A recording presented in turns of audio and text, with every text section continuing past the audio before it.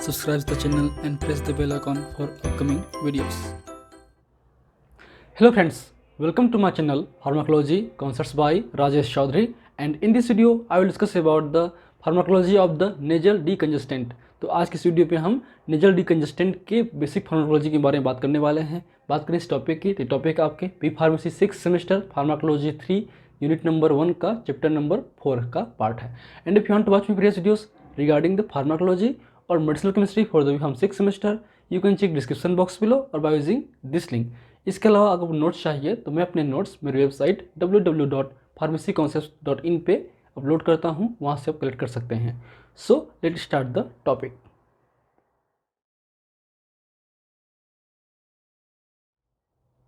So nasal decongestant means the drugs which are used in the treatment of nasal congestion। तो ऐसे drug जिनका use हम nasal conjunction के against में करते हैं, नेजल कंजक्शन को ठीक करने के लिए करते हैं, उन ड्रग को हम नेजल डिकंजेस्टेंट बोल सकते हैं। बात करें इन ड्रग्स की, इनमें यूज़ होने वाले ड्रग्स की, उसको आपने already B pharmacy 4th semester में सिम्पथोमाइमेटिक ड्रग के क्लास में पढ़ चुके हैं, तो उसी के बारे में बात करने वाले हैं। इस टॉपिक से बेसिकली शॉर्ट क्वेश्चंस आते हैं या ऑब्जेक्टिव बेस्ड क्वेश्चंस बनते हैं जीपीएट पॉइंट ऑफ व्यू से। ठीक है, एग्जाम टाइम पे इससे ऑब्जेक्टिव बेस्ड क्वेश्चंस ही बनते हैं, कभी कभी आपके शॉर्ट क्वेश्चंस भी आ सकते हैं। तो बात करें हम लोग नेजल डिकंजेस्टेंट की, तो उससे पहले आपको नेजल कंजक्शन को समझना पड़ेगा। So what do you mean about the nasal conjunction? So nasal conjunction means होता है आपका, it is the blockage of the nasal passage, it is the blockage of the nasal passage due to the excessive fluids and mucus secretion in that area and which is caused by the common cold, viral infection and the sinusitis। ठीक है, तो अगर आपको common cold हो गया, आपको कफ हो गया, आपको वायरल इन्फेक्शन हो गया है, साइनसाइटिस हो गया है, तो उस कंडीशंस में आपके जो नेजल्स के जो एयरवे पैसेज हैं, उन पैसेज में जो म्यूकस सिक्रेशन बढ़ जाता है, वहाँ के ब्लड वेसल्स डायलेट हो जाते हैं, जिनकी वजह से जो आपका जो नेजल्स का जो एयरवे पैसेज है वो चोक हो जाता है, ब्लॉक हो जाता है। उसी को बोलते हैं नेजल कंजस्टेंट या नेजल कंजक्शन। तो इस कंजक्शन को अवॉइड करना, इस कंजक्शन को ठीक करना, रिलीव करना मेन काम है आपका नेजल डिकंजेस्टेंट का। ठीक है, एग्जांपल देखिए, ये बेसिकली आपके सपोज नेजल एयरवे है, अगर एयरवे ये चोक है, इसका मतलब क्या हुआ, कंजक्शन है। इस कंजक्शन को रिलीव करना, ठीक करना, मतलब एक तरीके से फैलाना, ताकि एयरवे का जो पैसेज का एयरवे है वो फैल जाए, डायरेक्ट हो जाए, और आपके अमाउंट ऑफ एयर जो है या ऑक्सीजन है वो हाई अमाउंट पे जा सके। ये मेजर मोटो है हमारे नेजल डिकंजेशन का। ठीक है, इनमें क्या बेसिकली आइडियल प्रॉपर्टी होती है, ये बेसिकली जो ड्रग हैं हम टॉपिकली यूज़ कर सकते हैं, नेजल स्प्रे के रूप में यूज़ कर सकते हैं, ओरली बहुत ही कम लेते हैं, क्योंकि हमको चाहिए फास्ट एक्शन। तो फास्ट एक्शन ओरल लेंगे तो शायद पॉसिबल नहीं होता है, वो पहले हमारी बॉडी में जाएगा, डिजोल्व होगा, एब्जॉर्ब होगा, तब जाके वो एक्शन देगा। लेकिन जो लोकल आपके ड्रग हैं या टॉपिकली हम यूज़ करेंगे, जैसे कि बात करें हम लोग ऑट्रीवीन की हो या विक्स इनलर की हो, तो ये ऐसे ड्रग हैं जो हमारे नेजल एरिया पे हम लोग अप्लाई करते हैं, स्प्रे करते हैं, ताकि उस एरिया पे जो म्यूकस सिक्रेशन है वो कम हो सके, उस एरिया के जो ब्लड वेसल्स जो डायलेट हो चुके हैं वो कॉन्स्ट्रिक्ट हो जाएं, और पैसेज जो है ओपन हो, ताकि हम इजीली सांस ले सकें, एयरवे खुल जाए। ठीक है, तो it should be the ideal property should be the rapid action, no irritation and the no systemic side effects. तो वो जल्दी से जल्दी काम करना चाहिए। सेकेंडली, कोई भी उस नेजल एरिया पे इरिटेशन नहीं होना चाहिए। थर्ड, आपके कोई भी सिस्टमिक साइड इफेक्ट्स नहीं होना चाहिए। But systemic side effects depend करता है ड्रग के ऊपर, अगर वो आपके नेजल के जो वेसल्स हैं उससे एब्जॉर्ब हो जाएंगे तो कहीं ना कहीं ब्लड में पहुँचेगा, ब्लड में पहुँचने की वजह से थोड़ा बहुत साइड इफेक्ट दे सकता है, बट ये इतना हार्मफुल नहीं होता है।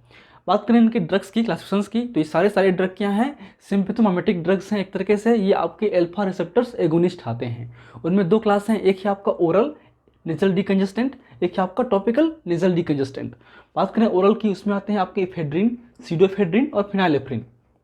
बात करें टॉपिकल की, तो टॉपिकल में आते हैं इफेड्रिन, फिनाइलेफ्रिन, जो कि अल्फॉन पे काम करता है मेजरली, सिम्पथोमाइमेटिक ड्रग हैं। थर्ड है आपका मतलब नेक्स्ट है इसी का आपका इमिडाजोलिन डेरिवेटिव, जिसमें आते हैं आपके जाइलोमिडाजोलिन, ऑक्सीमिडाजोलिन, नेफाजोलिन।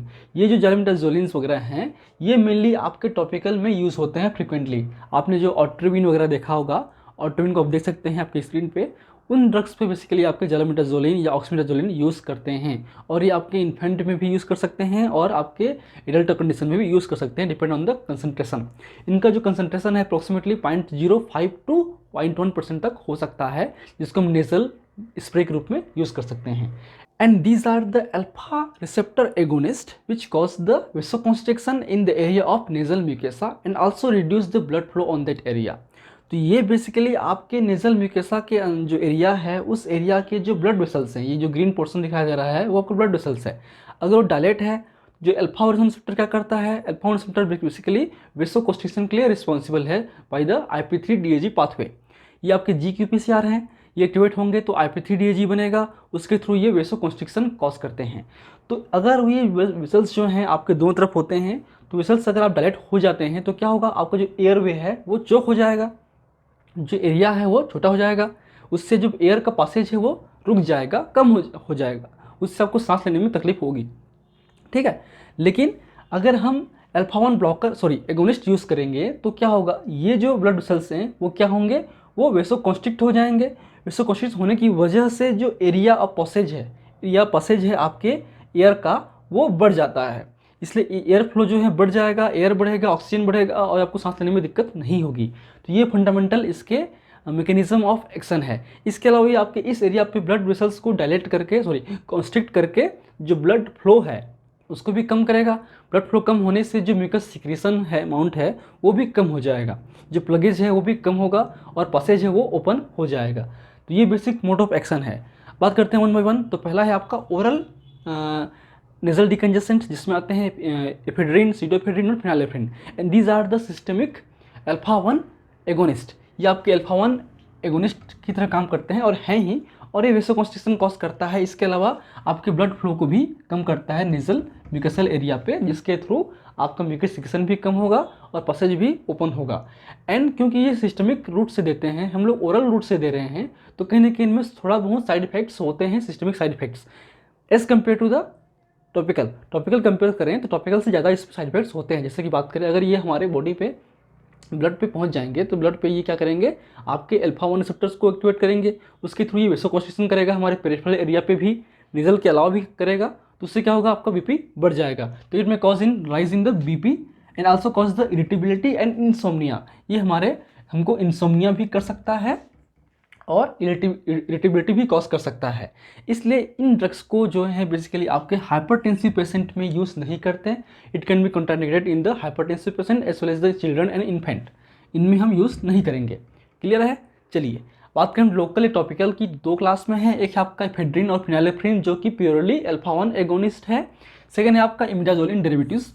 जो इमिडाजोलिन डेरिवेटिव्स हैं, जैसे कि बात करें नेफाजोलिन, जालामिटाजोलिन, ऑक्सीमेटाजोलिन, ये आपके पेरिफेरली अल्फा वन एगोनिस्ट भी हैं और सेंट्रली आपके अल्फा टू एगोनिस्ट भी हैं।